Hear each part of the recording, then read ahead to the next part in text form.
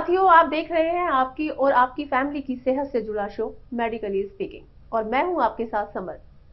साथियों, अगले 20 मिनट आपके लिए बेहद उपयोगी है क्योंकि आज के हमारे शो का जो टॉपिक है वो है किडनी। साथियों, किडनी में स्टोन की समस्या बड़ी कॉमन है। इसमें अचानक आपके पेट के लोअर बैक साइड में पेन उठता है। ये पेन बड़ा असहनीय होता है। ठीक इसी तरह से किडनी फेल होने की समस्या भी आजकल बढ़ती जा रही है। आखिर एक सेहतमंद शरीर में किडनी की ये गंभीर समस्याएं कैसे हो जाती हैं? इसके लक्षण क्या है? कैसे पहचान होती है कि हमारी किडनी में समस्याएं आने लगी हैं? और अगर पथरी या फिर किडनी संबंधी अन्य रोग हो गए हैं तो हमें क्या इलाज लेने चाहिए और सावधानियां बरतनी चाहिए? इन सब के बारे में अहम जानकारी लेने के लिए आज हमारे साथ जुड़ रहे हैं doctor Sumit Sharma ji. Sumit Sharma ji kidney specialist और ट्रांसप्लांट सर्जन हैं। वर्तमान में ये गुड़गांव के सनर इंटरनेशनल हॉस्पिटल में सेवा दे रहे हैं और पिछले 20 साल से मेडिकल फील्ड में एक्टिव हैं। इन्होंने अपने करियर में किडनी से जुड़े कई कॉम्प्लिकेटेड देशी और विदेशी केस सुलझाए। एक लंबा अनुभव रहा है इनका। आज हमारे शो में ये हमें किडनी से जुड़ी सभी जानकारियों के बारे में बहुत ही आसान और सरल भाषा में समझाएंगे। डॉक्टर सुमित जी, आपका बहुत बहुत स्वागत है हमारे इस लाइव सेशन में। डॉक्टर, सबसे पहले तो हमारे दर्शकों को आसान भाषा में ये बताइए कि किडनी का शरीर में क्या काम होता है और किडनी में दिक्कतें क्यों और कैसे आनी शुरू होती हैं? देखिए, किडनी हमारे शरीर का एक बहुत ही महत्वपूर्ण अंग है जिसका मेन काम होता है फिल्ट्रेशन। इसका मतलब ब्लड के अंदर जो हानिकारक पदार्थ होते हैं उसको ये किडनी फिल्टर करके पेशाब के माध्यम से शरीर से निकाल देती है। सिर्फ फिल्ट्रेशन के अलावा शरीर के इलेक्ट्रोलाइट्स जैसे सोडियम, पोटेशियम, कैल्शियम, इसका खून के अंदर नॉर्मल लेवल मेंटेन करना, शरीर में हीमोग्लोबिन की मात्रा को नॉर्मल रखना, जिसके लिए किडनी एरिथ्रोपोएटिन नाम का एक केमिकल बनाती है। इसके अलावा विटामिन डी जो हमारे शरीर के अंदर होता है, इसको एक्टिवेट करने का काम भी किडनी का होता है। इंडियन सिनेरियो में किडनी के खराब होने के सबसे मुख्य कारण होते हैं डायबिटीज़ और हाई ब्लड प्रेशर। इसके अलावा यंग एज में लगभग 20 से 30 साल की उम्र के बीच में ग्लोमेरुलोनेफ्राइटिस नाम की कुछ बीमारियां किडनी को ख़राब कर सकती हैं, जो एक ऑटो इम्यून बीमारी है जिसमें शरीर अपने ही अंगों के अगेंस्ट लड़ना शुरू हो जाता है और हमारे शरीर का डिफेंस मैकेनिज्म अपने ही अंगों को ख़राब कर देता है। कुछ केसेस में किडनी की बीमारियां जेनेटिक भी होती हैं जो परिवार में चलती हैं, जैसे ऑटोसोमल पॉलीसिस्टिक किडनी डिजीज़। ये किडनी खराब होने के कुछ प्रमुख कारण हैं। डॉक्टर, जब हम कुछ भी खाते पीते हैं तो बहुत ही सावधानी के साथ खाते हैं, यानी हमारे खाने पीने में किसी प्रकार का गंदा या कंकड़ पत्थर न आए। फिर बाद में हमें पता चलता है कि हमारी किडनी में स्टोन आ गए हैं। ये कैसे होता है? देखिए, ये धारणा गलत है कि कंकर पत्थर खाने से या चावल ज़्यादा खाने से किडनी में पथरी होती है। इन खाद्य पदार्थों का किडनी की पथरी से डायरेक्टली कुछ भी लेना देना नहीं है। किडनी में पथरी बनने के कारण कुछ और होते हैं, जिसमें प्रमुख कारण है कम पानी पीना और दूसरा प्रमुख कारण है ज़्यादा नमक खाना। ये दो प्रमुख कारण हैं जिससे किडनी में पथरी बनती है। ये चावल खाने से या पथरी खाने से नहीं बनती। डॉक्टर, जब किडनी की समस्या होने लगती है तो सबसे पहले शरीर में क्या रिएक्शन आने शुरू होते हैं? मतलब इस समस्या के शुरुआती लक्षण क्या हैं, ताकि किसी को अपने शरीर में ये लक्षण दिखाई दे तो वो ये जान ले कि उसकी किडनी में समस्या आनी शुरू हो गई है। अगर किसी इंसान की किडनी अच्छा काम नहीं कर रही है या खराब हो रही है तो इसका सबसे पहला लक्षण होता है कि इंसान को जल्दी नींद नहीं आती है, पर आमतौर पे ये वाला सिम्टम मिस हो जाता है। तो इसके अलावा बाकी चीज़ें जो किडनी की तकलीफ कर सकती है, उसमें भूख ना लगना, परसिस्टेंट उल्टी की संभावना रहना, शरीर में सूजन आना, आंखों के नीचे सूजन आना, पैरों में सूजन आ जाना, मांसपेशियों का दर्द, और एडवांस स्टेज में जब शरीर में फेफड़ों में ज़्यादा पानी इकट्ठा होने लग जाता है तो श्वास की तकलीफ तब होने लगती है, चलना फिरना मुश्किल हो जाता है, बहुत जल्दी सांस चढ़ जाता है। एडवांस स्टेजेस में पेशाब की मात्रा भी बहुत कम आती है, चाहे आप जितना मर्जी पानी पी लीजिए, पेशाब कम ही रहता है। तो ये कुछ प्रमुख सिम्टम्स हैं किडनी फेलियर के। डॉक्टर, देश में हर 11 लोगों में एक को किडनी स्टोन की समस्या है। आखिर ये समस्या इतनी ज्यादा क्यों बढ़ रही है? लोग ऐसी क्या गलतियां कर रहे हैं जो उन्हें ये समस्याएं हो रही हैं? ये आप हमारे दर्शकों को समझाइए। देखिए, किडनी शरीर का एक बहुत ही महत्वपूर्ण अंग है। किडनी का मेन काम होता है शरीर में से टॉक्सिक मेटाबोलाइट्स या मेटाबॉलिज्म प्रोसेस के ज़रिए जो हानिकारक पदार्थ पैदा होते हैं उसको पेशाब के रास्ते निकाल देना। इसके साथ साथ शरीर के अंदर एक्स्ट्रा वाटर जो होता है, पानी होता है, वो भी पेशाब के माध्यम से निकल जाता है। इसके अलावा किडनी एरिथ्रोपोएटिन नाम का एक पदार्थ बनाती है जो शरीर में हीमोग्लोबिन के लेवल को मेंटेन करता है। विटामिन डी ये भी शरीर के अंदर एक्टिवेट किडनी के अंदर आकर ही होता है। तो किडनी विविध प्रकार के महत्वपूर्ण कार्य हमारे शरीर के लिए करती है और अगर इसका ध्यान ना दिया जाए तो ये किडनी खराब हो जाती है। इंडियन सिनेरियो में इसके प्रमुख कारण डायबिटीज़ और हाई ब्लड प्रेशर होते हैं। अगर डायबिटीज़ और ब्लड प्रेशर को ठीक से कंट्रोल ना रखा गया तो ये किडनी पे हानिकारक प्रभाव डाल सकते हैं और किडनी को फेल कर सकते हैं। यंग एज में लगभग 20 से 30 साल की उम्र के बीच में किडनी फेलियर का मुख्य कारण ग्लोमेरुलोनेफ्राइटिस नाम की एक बीमारी होती है जो एक ऑटोइम्यून बीमारी है जिसमें शरीर खुद के अंगों को नष्ट करना शुरू कर देता है। इसके अलावा कई बार किडनी की बीमारियां परिवार में चलती हैं जिनको जेनेटिक बीमारियों की संज्ञा दी जाती है, जैसे कि ऑटोसोमल पॉलीसिस्टिक किडनी डिजीज और कुछ सिंड्रोम्स होते हैं। यह किडनी फेल होने के कुछ प्रमुख कारण हैं। डॉक्टर, अगर किसी की किडनी में स्टोन हो जाए तो उससे शरीर पर क्या प्रभाव पड़ना शुरू होता है? शरीर किस प्रकार काम करना शुरू कर देता है? ये हमारे दर्शकों को बताइए। देखिए, अगर किडनी में स्टोन की समस्या है तो सबसे प्रीडोमिनेंट सिम्टम होता है दर्द। जब भी ये वाला स्टोन किडनी से हिलता है या यूरिन के आउटलेट को ब्लॉक कर देता है तो बहुत ही गंभीर दर्द होता है, जो अगर किडनी के अंदर ही स्टोन है तो पहले कमर में महसूस होता है, और अगर ये स्टोन किडनी से फिसल के किडनी की पाइप के अंदर आता है तो ये दर्द भी नीचे की तरफ को आने लग जाता है। जब ये स्टोन किडनी की पाइप, जिसको यूरेटर कहते हैं, इसके लोअर पार्ट में आ जाता है तो पेशाब की समस्या होने लगती है। ऐसे लगता है कि पेशाब रुक गया है और पेशाब करने जाइए तो ऐसा लगता है कि पेशाब निकल ही नहीं रहा है। अगर पथरी पेशाब रोकने के कारण इन्फेक्शन कर दे तो बुखार की समस्या भी हो सकती है। जब भी पथरी हिलती है तो ये किडनी के सतह को चोट पहुंचाती है जिसके चलते पेशाब में खून आ सकता है। अगर ये वाली पथरी को इग्नोर किया जाए और ये पथरी परसिस्टेंटली ओवर टाइम किडनी को नुकसान पहुंचाती रहे तो ये किडनी को डैमेज भी कर सकती है। अगर ये पथरी दोनों तरफ है तो दोनों किडनी को डैमेज करती है और डायलिसिस या किडनी ट्रांसप्लांट तक की नौबत आ सकती है।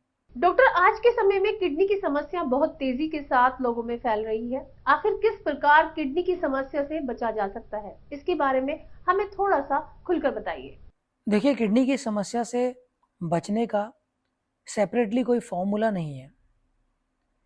किडनी की समस्या से अगर बचना चाहते हैं तो हेल्दी लाइफस्टाइल अडॉप्ट कीजिए। रेगुलर एक्सरसाइज करना, फ्रेश फ्रूट्स वेजिटेबल्स का रेगुलर सेवन करना, जंक फूड ना खाना, नमक कम लेना है, रेगुलर एक्सरसाइज करनी है, अच्छी मात्रा में पानी पीना है। कैसे पता लगेगा कि पानी सही मात्रा में ले रहे हैं कि नहीं? तो इसके लिए अपने पेशाब के रंग को ज़रूर नोट करते रहिए। अगर पेशाब बिल्कुल पीने वाले पानी जैसा साफ आ रहा है, इसका मतलब आप पर्याप्त मात्रा में पानी का सेवन कर रहे हैं। लेकिन अगर पेशाब पीला पड़ रहा है तो इसका मतलब शरीर में पानी कम है, थोड़ा जाके उसी वक्त 2 गिलास और पानी पीजिए।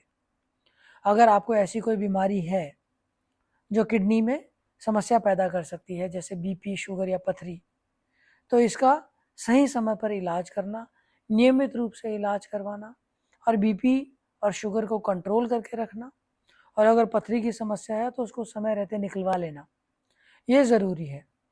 किडनी की समस्या का अगर सही समय पे पता लग जाए और जिस कारण किडनी की प्रॉब्लम हुई है उसको सही समय पे कंट्रोल कर लिया जाए, तो फिर किडनी के डिजीज के प्रोग्रेशन को रोका जा सकता है।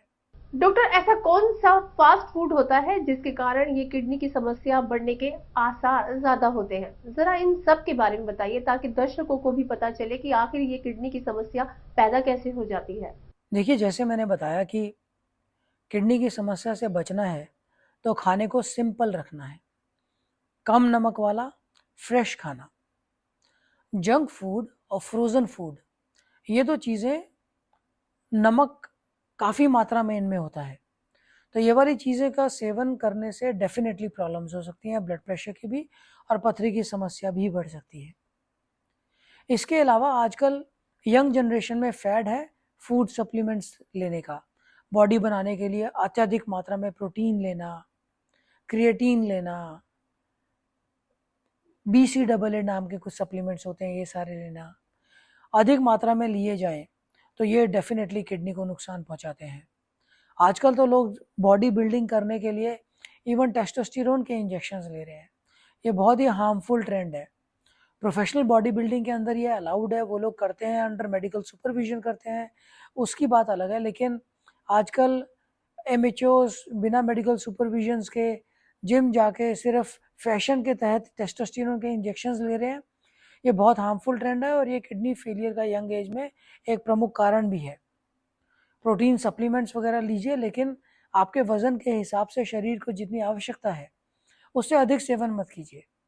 1.5 ग्राम पर केजी बॉडी वेट प्रोटीन अगर आप बॉडी बिल्डिंग कर रहे हैं तो लेना चाहिए, और अगर एक नॉर्मल इंसान है जो अपने रूटीन एक्सरसाइजेस वगैरह करता है और बहुत ज़्यादा बॉडी बिल्डिंग का इच्छुक नहीं है तो 1 ग्राम पर केजी बॉडी वेट प्रोटीन पर्याप्त होता है।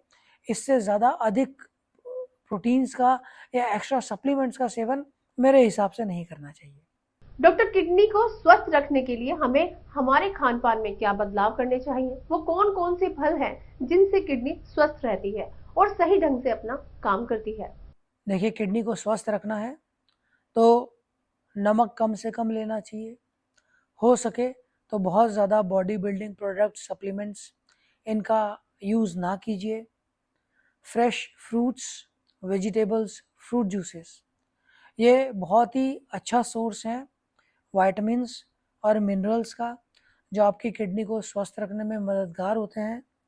स्पेशली वो वाले फ्रूट्स जिनमें रंग होता है, जैसे कि चुकंदर हो गया, तरबूज हो गया, गाजर हो गए, फ्रूट्स एंड वेजिटेबल्स जो कलर्ड होते हैं इनमें एंटीऑक्सीडेंट्स की मात्रा बहुत अधिक होती है। एंटीऑक्सीडेंट्स शरीर से टॉक्सिन्स निकालने में बहुत मददगार होते हैं, ओवरऑल हेल्थ और किडनी हेल्थ दोनों को मेंटेन करके रखते हैं। डॉक्टर, हमने कई बार सुना है कि कई व्यक्तियों की किडनी फेल हो जाती है। सर, शरीर में ऐसी क्या गतिविधियां होती हैं कि किडनी फेल हो जाती है? ये बहुत ही गंभीर समस्या है, इसके बारे में आपकी क्या राय है सर? किडनी फेलियर की अलग अलग स्टेजेस होती हैं, इसको लिटरेचर में CKD या क्रोनिक किडनी डिजीज कहते हैं, और इसकी स्टेज 1, 2, 3, 4 तक होती है।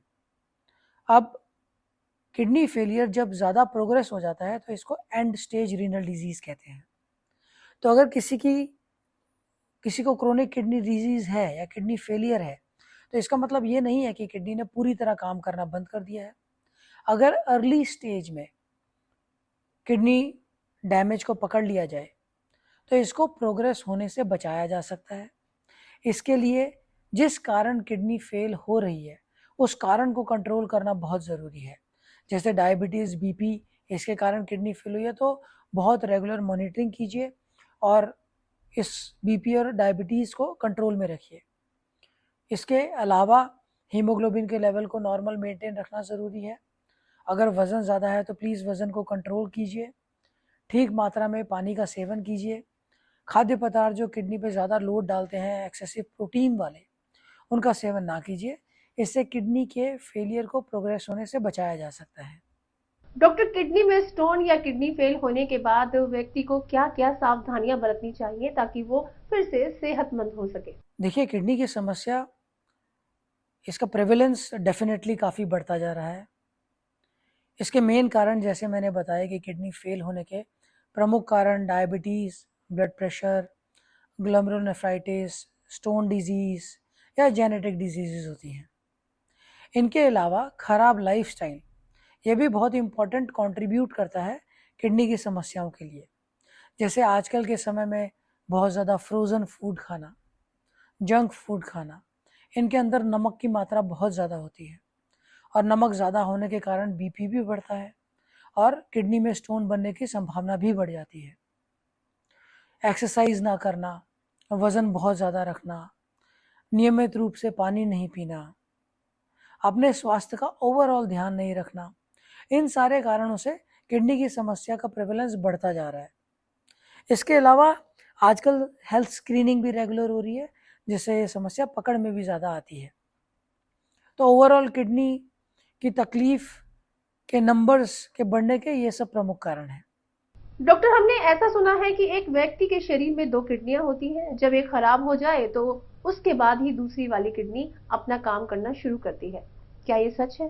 क्या दोनों किडनियां एक साथ काम नहीं करती हैं? नहीं नहीं, ये सही नहीं है।